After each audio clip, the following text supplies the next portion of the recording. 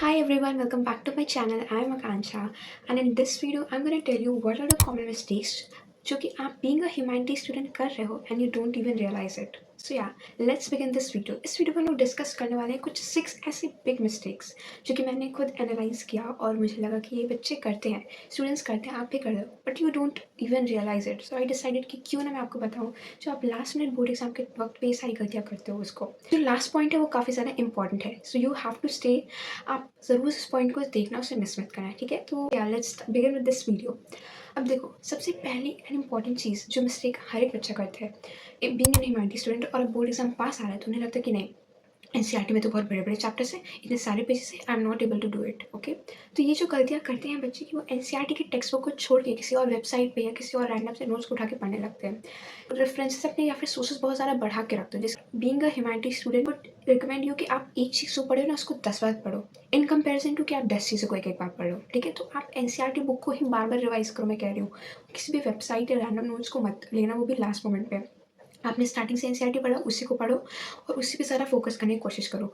बेफालतू का अलग अलग वेबसाइट पे जाके अगर आप पढ़ते भी हो तो आपको टाइम वेस्ट होगा और आप जो कुछ पढ़े हो वो पक्का नहीं हो पाएगा. सो रिवीजन बहुत इंपॉर्टेंट है. तो आप एक चैप्टर ही पढ़ो, उसको 10 बार पढ़ो, लेकिन उसको अच्छे से पढ़ो, ठीक है. ये मैप के लिए आप समरी क्विक रिवीजन के लिए कर सकते हो, लेकिन फॉर पूरे मैटर को रिवाइज करने के लिए मैं कहूँगी कि you should always stick to NCERT book. Okay, सबसे इंपॉर्टेंट मिस्टेक. अब देखो, जैसे एग्जाम पास आ रहा है तो बच्चों को लगता है कि मेरी बुक में तो इतना सारा कंटेंट है, अब मेरा नोट्स भी नहीं बना है, अब मैं क्या करूँगी या फिर क्या करूँगा. तो अब नोट्स नहीं बना है, नो प्रॉब्लम, स्मार्ट स्ट्रैटेजी कर सकते हो कि अब इस मोमेंट पे आ चुके हो कि मेरे पास टाइम नहीं है कि मैं आगे कुछ याद कर पाऊँ, हर एक पेज को याद कर पाऊँ, हर एक लाइन को याद कर पाऊँ. तो आप एक स्मार्ट प्ले करो कि आप हर पढ़ने बैठो तो उस पर ये सोच के बैठो, जैसे हिस्ट्री और पॉलिटिकल साइंस पे या सोशियोलॉजी में, कि इस पेज से क्वेश्चन क्या बन सकता है या फिर कोई पीवाई का क्वेश्चन है कि नहीं. इस खुद से ही सोच लो कि इससे क्वेश्चन क्या बन सकता है. अब जो क्वेश्चन बन रहा है, आपको, मुझे पता है कि इतना टाइम नहीं है कि एक लाइन बैठ के याद करोगे. टाइम है कि आप पूरे सेंटेंसेस याद कर सकते हो. तो यही एक बेस्ट तरीका है कि आप कीवर्ड लेके पूरे सेंटेंस को समझ लो, कीवर्ड याद कर लो कि ये 4 कीवर्ड है, इसके 4 कीवर्ड बनेंगे, एक एक हर एक सेंटेंस का एक कीवर्ड बना लो या फिर कीवर्ड सेलेक्ट कर लो, ठीक है. तो इससे क्या होगा, आप क्विकली चीज़ों को याद कर पाओगे. नेक्स्ट जो कॉमन मिस्टेक बच्चे अक्सर करते हैं, विच इज कि आप लॉन्ग आंसर्स यानी 8 मार्क्स के क्वेश्चन या फिर 6 मार्क्स के क्वेश्चन अटेम्प्ट करते वक्त हिस्ट्री और पॉल साइंस में आप लोग क्या करते हो, इंट्रोडक्शन और कंक्लूजन नहीं देते हो, which is the major mistake जो कि हर कोई करता है बीइंग अ ह्यूमैनिटी स्टूडेंट. और यही चीज़ है जो आपको दूसरे बच्चों से ज़्यादा मार्क्स फेच करने में मदद करती है.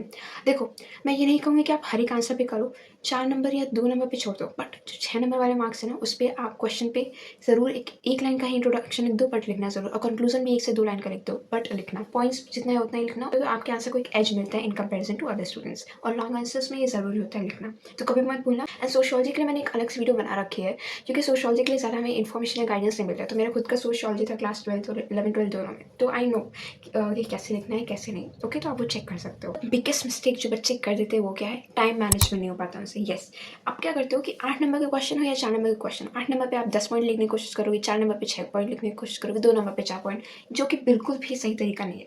देखो, आंसर अटेम्प्ट करते वक्त जितना मार्क्स का क्वेश्चन है बस उतना ही पॉइंट्स लिखना जरूरी होता है. ये नहीं कि आप 1 2 पॉइंट एक्स्ट्रा दोगे तो एक्स्ट्रा मार्क्स मिल जाएगा, इससे आपका टाइम वेस्ट होगा.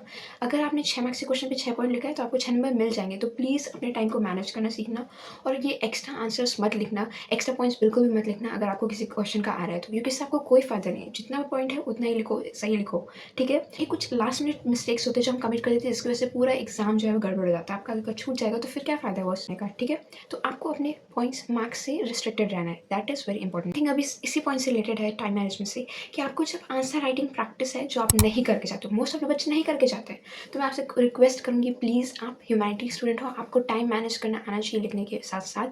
तो आप प्री बोर्ड भी दे ही होगे तो आपको रियलाइज़ हुए होगा कि आप कैसे कर रहे हो. आपसे रिक्वेस्ट करूँगी कि अब आप बैठे कम से कम 1 2 सैम्पल पेपर तो सॉल्व करो ही, और एनालाइज करो कि तुम्हारा कितने टाइम में हो रहा है, वो भी सीरियसली बैठ के करो. एटलीस्ट 2 कर लोगे तो आपके लिए काफ़ी हेल्पफुल रहेगा. ये भी ध्यान देना कि आप कौन से सेक्शन से कर रहे हो तो ज़्यादा कंफर्टेबल लग रहा है. मोस्ट प्रेफरेंस जो दिया जाता है वो क्या बोला जाता है कि आप लास्ट वाले सेक्शन से करो, जो लेंथी आंसर्स होते हैं, लॉन्ग आंसर्स. एग्जाम वाले दिन प्लीज़ आप लोग कभी भी उसी दिन बैठ के एक्सपेरिमेंट मत करना बोर्ड एग्जाम में, क्योंकि वो काफ़ी डेंजरस होगा आपके लिए. So it will be better कि आप एक तो सैम्पल पेपर लगा के अपने बारे में चेक कर लो कि मुझसे कैसे क्वेश्चन पेपर टाइम पे हो रहा है या नहीं हो रहा है, या फिर क्या मुझे ठीक करने की ज़रूरत है. Here we come to the very most important point जो कि मैं आप सभी से कह रही थी देखने को और जानने को, दैट इज़ कि आजकल के क्वेश्चंस अगर आप उठा के देख लो, चाहे सैम्पल पेपर में देख लो या पीवाईक्यूज देख लो, तो आपको पता चलता है कि अब ह्यूमैनिटी को की वजह से मगअप वाला सब्जेक्ट नहीं कह सकते, किसमें क्या है रट के लिख देना. It's not dark. अब आपको क्या करना होता है कि ह्यूमैनिटीज़ ऐसे सब्जेक्ट में केवल रट के लिखना नहीं होता है, और रटना होता ही नहीं है, यू हैव टू अंडरस्टैंड। लेकिन अब आजकल ऐसे क्वेश्चंस आते हैं जिन ऐसा रहेगा कि वो चैप्टर के कई सारे टॉपिक्स को मिला के पूछा जाता है, जो कि एप्लीकेशन बेस्ड होता है, या आपको केस स्टडीज़ में भी मिल जाएंगे एंड ऐसे जनरल क्वेश्चंस में भी मिल जाएंगे।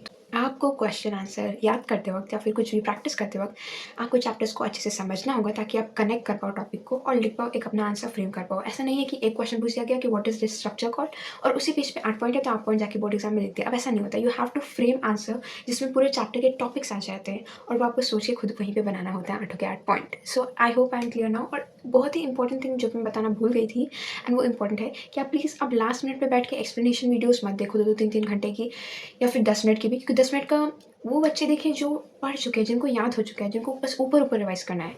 अगर आप ऐसे हो जो आपने ज़्यादा पढ़ा नहीं है या फिर ज़्यादा रिवीजन नहीं है, कॉन्फिडेंस नहीं है, तो आप बड़े बड़े एक्सप्लेनेशन वीडियोस देख के अपना टाइम वेस्ट मत करो, केवल बुक्स से या फिर अपने प्रिपेयर नोट्स या फिर कीवर्ड्स बना के ही रिवाइज करना।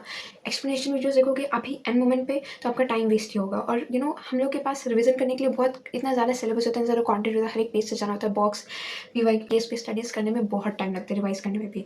तो आई वुड सजेस्ट कि आप फालतू का वीडियोस देख के टाइम वेस्ट मत करना। क्वेश्चंस के लिए ज़रूर देखो, कमेंट करूँगी आप ज़रूर देखना, जो मोस्ट इंपॉर्टेंट क्वेश्चंस वाली सीरीज आती है, एक्सपेक्टेड क्वेश्चंस, ये सब ज़रूर देखो, बट एक्सप्लेनेशन या अभी मत देखो। ह्यूमैनिटीज़ के सब्जेक्ट में रिवीजन करने के टाइम नहीं मिल पाता है सेल्फ स्टडी का, और ह्यूमैनिटीज से सब्जेक्ट में self study and repetitive revision ही केवल इंपॉर्टेंट रोल प्ले करते हैं अच्छे मार्क्स स्कोर करने में। That was it for today's video. I hope मेरी जो वीडियो है वो सारे ह्यूमैनिटीज स्टूडेंट के लिए काफ़ी हेल्पफुल रहा होगा। अगर रहा है तो please share this video with all of your friends and leave your comment so that I can know कि फीडबैक दे दो कि कैसे लगा आपको वीडियो और क्या इंप्रूव करना चाहिए क्या नहीं, एंड आइडियाज़ है तो भी आप ड्रॉप कर सकते हो। Watching my video, will see you next video, till then take care, bye bye and all the best for exams.